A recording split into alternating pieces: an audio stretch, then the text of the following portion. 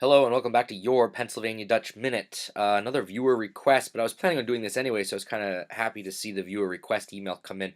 Uh, I had a viewer ask, what about Pennsylvania Dutch poets and Pennsylvania Dutch poetry?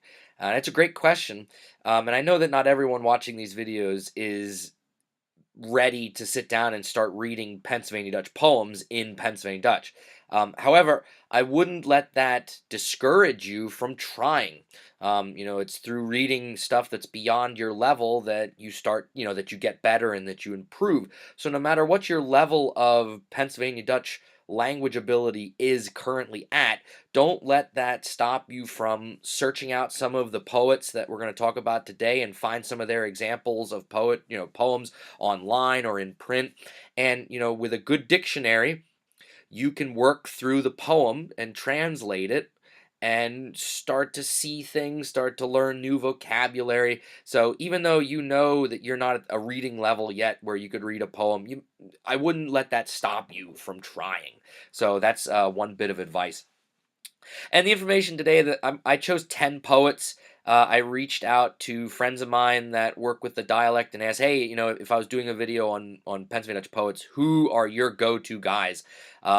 And I got a list back from, so a special thank you to Ed Quinter, who's does a lot with the dialect, and Michael Werner, the publisher of Hibba Dribba, which we'll talk about in a future video as well. And then I pulled from my library at home as well and thought about and just came up with 10 names that would be a good starting point. This is by no means a complete list. There are more Pennsylvania Dutch poets out there than these 10. Um, and,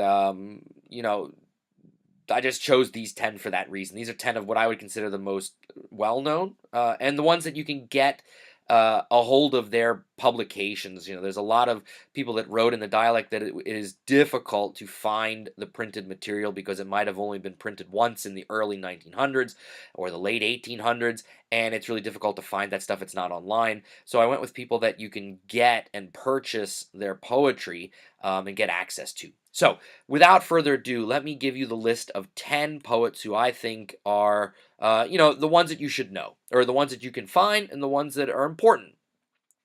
And here's the first five.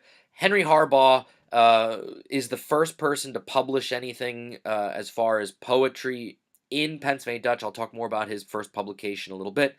Ralph Funk, John Bermelin, Eli Keller, and Charles Ziegler. Now, there's just the first five. Bermelin is another really important name. He wrote a lot of stuff in the dialect. And now another five for you to look for. Check out Henry Fisher, David Brunner, Russell Gilbert, Edwin Gaiman Weber, and Peter Fritsch.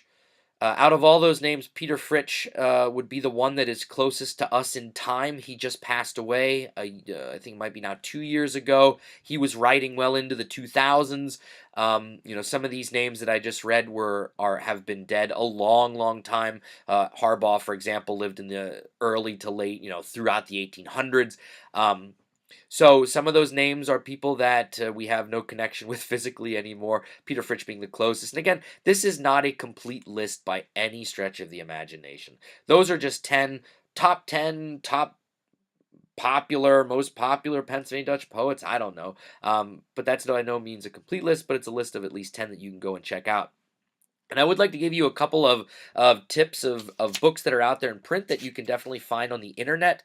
But we have to start with Henry Harbaugh. His publication, Harbaugh's, Harfe, which came out in 1870, is, as far as I'm concerned, the first most important publication in Pennsylvania Dutch. It's a collection of poems in the dialect that he wrote. Harbaugh is a really famous guy. I'll be doing a separate video on him at some point.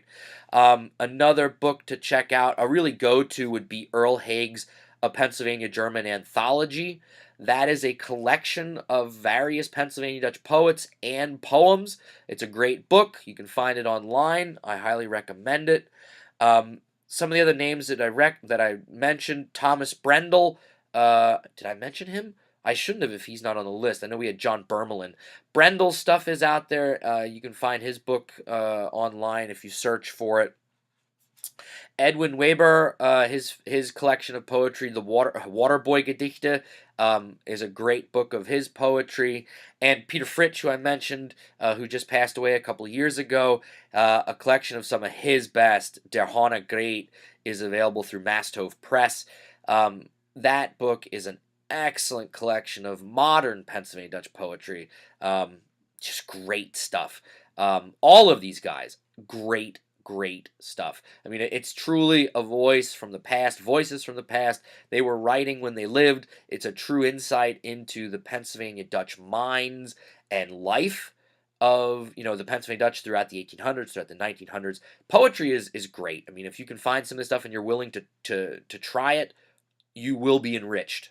Not only will your language skills be enriched, but culturally, you'll have an insight, a window into the past, into the culture of the Pennsylvania Dutch. So I highly recommend them. I'll do a future video on some of the Pennsylvania Dutch people that wrote about prose, not necessarily poetry, but fiction down the road, but I'll hit on that. If you just Google search any one of these poets or any one of the books that I mentioned, you should be able to find an opportunity for you to purchase, specifically through Masthof, but other places as well. Just do a simple Google search and you should find something. I would also invite you to visit Hibbe Driva's website, which is run by Dr. Michael Werner. He's a German in Germany, but he has spent the majority of his life working with Pennsylvania Dutch language, with the literature, with the poetry. And on his website, usually once a month, he'll upload an old Pennsylvania Dutch poem.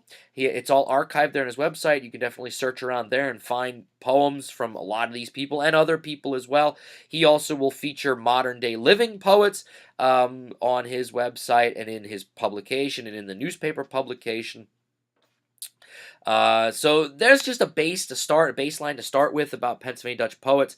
I can't go in depth into all of those guys individually. I would like to do a future video, as I mentioned, on Henry Harbaugh, just because he's so important to the foundation of Pennsylvania Dutch literature.